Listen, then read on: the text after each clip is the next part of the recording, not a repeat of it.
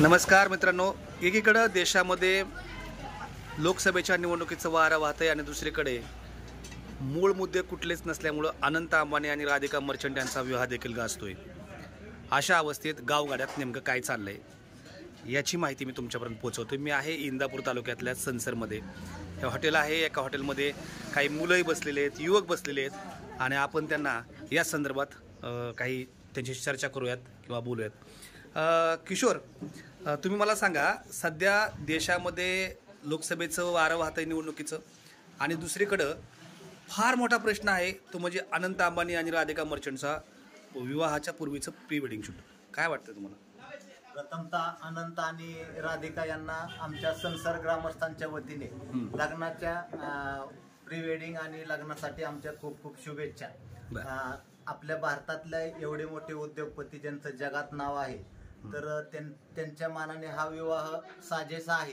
परंतु आमची एक अशी ग्रामस्थ म्हणून किंवा एक भारताचा नागरिक म्हणून असं पण आम्हाला वाटतं की या विवाहाच्या निमित्ताने आपण जर आमच्यासारखं एखादं संसरसारखं एखादं छोटंसं गाव जर एखादं दत्तक घेतलं किंवा त्याला एक विकासाचं मॉडेल बनवायचं किंवा काहीतरी त्याला मदत म्हणून थोडीशी मदत केली आपल्या ऐपतीप्रमाणे, तर निश्चितच या विवाहासाठी आमच्याकडून सर्व ग्रामस्थांच्या वतीने अजून शुभेच्छा मिळतील आणि एक गाव कुठंतरी या देशातलं अजून नकाशावर आपल्या स्पष्टपणे झळकेल, तेही अंबानींच्या या योगदानातून। नाही, पण त्यांनी तुम्हाला मदत का करावी? कारण तसं बघायला गेलं तर त्यांनी एवढं प्रचंड त्याग केलेला आहे किंवा सगळं देशासाठी सगळं मोठं त्यांनी काम केलेलं आहे। अशा परिस्थितीत तुम्ही प्रत्येक वेळी त्यांच्याकडून मागायचीच का भूमिका ठेवताय? नाही, प्रत्येक वेळी नाही। या देशाचेच ते नागरिक आहेत आणि या देशाच्या उत्पन्नातून किंवा करातून आम्ही त्यांचे कुठेतरी एक ग्राहक म्हणून आहोत। म्हणजे जिओ असेल किंवा इतर अनेक गोष्टी असतील, त्यांचे इतके व्यवसाय आहेत, शेतीशी निगडीत आहेत। मीही स्वतः एक शेतकरी आहे। माझ्याकडूनही काही खरेदी झाली तर त्यातूनही त्यांच्या उत्पन्नात वाटा आमचा सुद्धा आहे।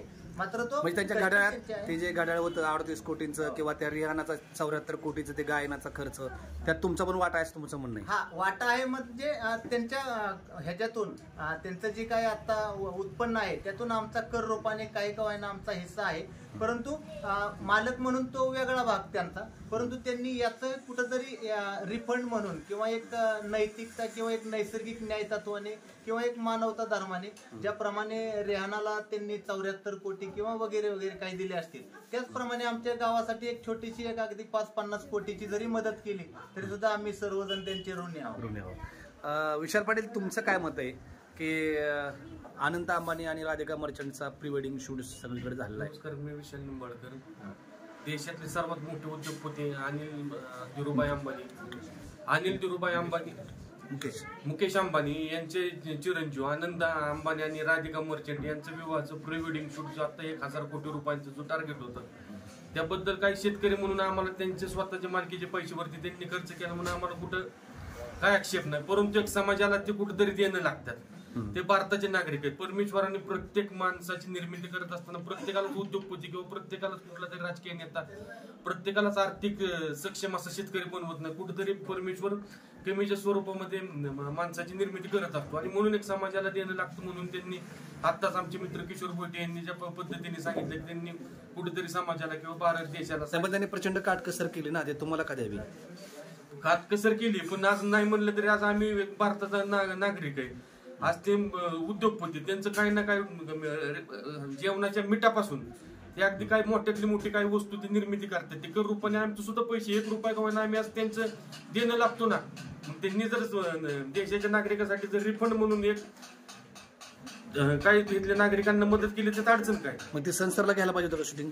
संसरला घ्यायला असं म्हणत नाही आम्ही। त्यांच्या ह्यांनी कुठेही त्यांचं उद्योगपती आता एवढे मोठे परदेशातले लोक येणार, मोठमोठे त्यांच्या साधीचे असं त्यांनी करावं। पण त्याच्याबरोबर एक आपण समाजाला कुठेतरी देणं लागतो, ह्या हेतूने त्यांनी कुठेतरी मदत केली पाहिजे। आता महाराष्ट्रातला विषय घ्यायचा झाला तर मुकेश अंबानी राहतात मुंबईत।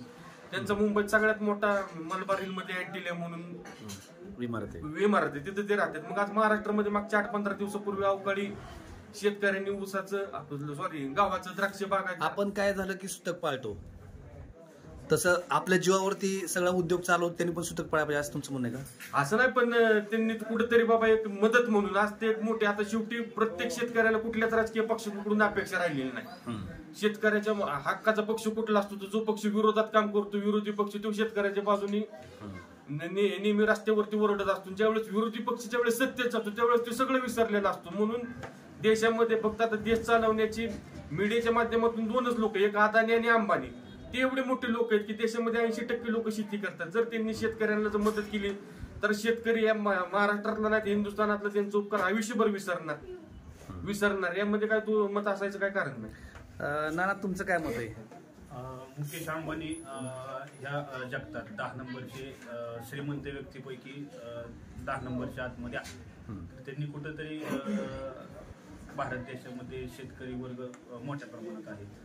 तर अशी कुठं अतिवृष्टी झाली किंवा काय झालं तर देशाला थोडंफार काहीतरी देणं असल्यामुळे त्यांनी दिलं पाहिजे. जसं की त्यांचा जिओ कार्ड आहे, त्याच्यानंतर त्यांनी कुठेतरी रिचार्जमध्ये, डिश टीव्हीच्या रिचार्जमध्ये असं काय थोडंफार पेट्रोलियम आहे त्यांचं सगळं, म्हणजे बरेच उद्योगधंद्यामध्ये त्यांनी कुठेतरी शेतकरी वर्गाला निगडीत काय असेल ते थोडंफार बेनिफिट दिला तरी कुठेतरी मदत शेतकऱ्याला ते दिलं असतं तर ते हाय प्री शूट ग्रामीण भागासाठी सुद्धा आणखी चांगलं वाटलं. अगदी म्हणजे पण ह्या प्री वेडिंग शूटच्या निमित्तानं जे काय मीडिया दाखवते सगळीकडे, त्यामुळे देशातले मूळ मुद्दे तसेच बाजूला ठेवले. ते भरकटले जातात. देशात कुठं काय समजा अवकाळी पाऊस झाला, कुठं दंगल झाली तर ते कुठंतरी तुमच्या देशाच्या विकासाच्या निगडीत विषय भरकटला जातोय. बरोबर आहे. सध्या देशामध्ये लोकसभेच्या निवडणुकांचा वारा वाहतोय. काही दिवसांवरती लोकसभेच्या निवडणुका आलेल्या आहेत आणि भारतीय जनता पक्षाने 2014ला जे वायदे केले, 2019ला जे वायदे केले, जे त्यांनी त्यांच्या निवडणुकीच्या अजेंड्यामध्ये जे विषय मांडले ते पूर्ण करू शकले नाहीत. म्हणूनच त्यांना सर्वसामान्य नागरिकांच्या पुढे जाताना त्यांना एक प्रकारची भीती वाटते. म्हणून त्यांनी आता राजकीय स्ट्रॅटेजी काय केली, ज्या पक्षांवरती भ्रष्टाचाराचे आरोप केले ते नेत्यांना मांडीला लावून जवळ घेतले आणि मग समाजामध्ये एका प्रकारे भारतीय जनता पक्षाची प्रतिमा मलिन झालेली आहे.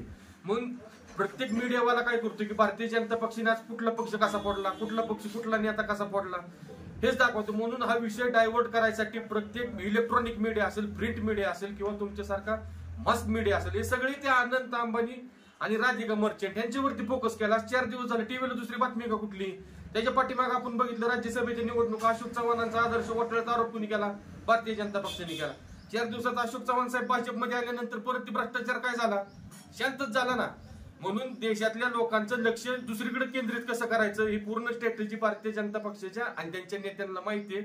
म्हणून त्यांनी आपल्याला आढावे असं स्पष्ट माझं आरोप आहे. एकंदरीत सध्या सगळेजण तुम्ही बसलेला आहात, तर निखिल तुझं काय म्हणणं आहे? ह्या लग्नाबद्दल तुझं काय म्हणणं आहे?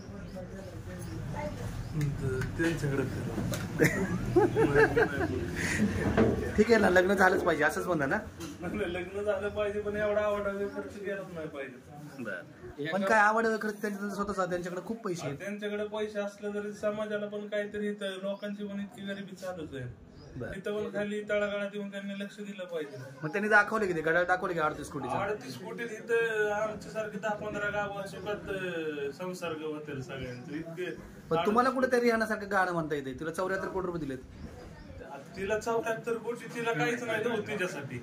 पण इथं सर्वसामान्य गरीब लोकांची काय तळमळ चालली तिथे येऊन बघितलं पाहिजे ना. आज शेतकऱ्यांचं काय हाल आहे, औषधाचं काय रेट, परत तुमच्या बियाण्याचं काय रेट आहे, काय परिस्थिती महाराष्ट्रात चालली सगळं बघितलं पाहिजे. खरं तर हे एका बाजूला शेतकऱ्यांच्या मुलाचे लग्न होत नाहीत. आज 40-40 वर्ष झाली प्रत्येक गावामध्ये 100 ते 200 मुलं बिगर लग्नाची फिरतात. हे समाजाचं भयान वास्तव आहे. पाठीमागील वर्षापूर्वी सोलापूर जिल्हा अधिकारी कार्यालयावरती आमचं लग्न व्हाय नाही म्हणून भव्य मोर्चा निघाला होता. ह्याची सुद्धा आता कुठेतरी राजकीय लोकांनी किंवा समाजामध्ये जे मोठे उद्योगपती यांनी लक्ष घालून या लोकांना रोजगार उपलब्ध करून दिला पाहिजे. नाहीतर काय होईल, समाजामध्ये फार भीषण परिस्थिती निर्माण होईल. बरोबर. तर हे होतं संसर गावातले सगळे युवक की ज्यांच्याकडे आपण राधिका मर्चंट आणि अनंत अंबानीच्या लग्नाच्या संदर्भातल्या प्रतिक्रिया ऐकत होतो. खरं तर देशापुढचे प्रश्न वेगळे आहेत. शत्रुघ्न आहे, शत्रुघ्न तुला काय सांगायचे का? नमस्कार. पहिल्यांदा त्या दोघांना लग्नाचा हार्दिक शुभेच्छा. आता आमचं गाव 1000 माणसाचं आहे. सपकवडी गाव हे 1000 माणसाचं आहे. 1000 माणसाकडे 1000 मोबाईल असतील. आज त्यांचं रिचार्ज, जिओचा रिचार्ज हा 249 रुपयाचा आहे, 200-300 रुपयाचा आहे. आज नाही म्हणलं तर आमच्या गावातून त्यांना दर महिन्याला कोट्यवधी रुपये मिळत असतील. मग त्यांनी मोबाईलचा रिचार्ज फ्री का करू नये किंवा त्याची किमती कमी का करू नये, असं आमच्या ग्रामस्थांना म्हणजे आमच्या ग्रामस्थ त्याच्या शुभ कार्यामध्ये आमचे सहभागी दाखवू शकतात. असे आपल्या इंदापूर तालुक्यामधील 145 गाव आहेत. महाराष्ट्रात किती गाव असतात, असं जर ह्यांनी रिचार्ज कमी केला तर नक्की त्यांना आमच्या मनापासून शुभेच्छा असतील. तर अशा स्वरूपाच्या शुभेच्छा तुम्ही ऐकल्याच असतील. या संसरमधल्या शुभेच्छा होत्या. धन्यवाद.